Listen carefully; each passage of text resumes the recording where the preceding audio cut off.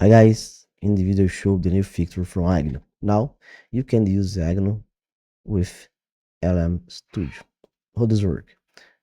You use your LMStudio and developer enable server, and you can use the error module you have in LMStudio.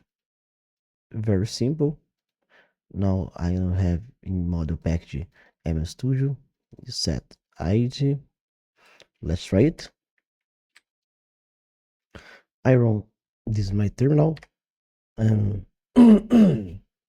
sorry, and my console.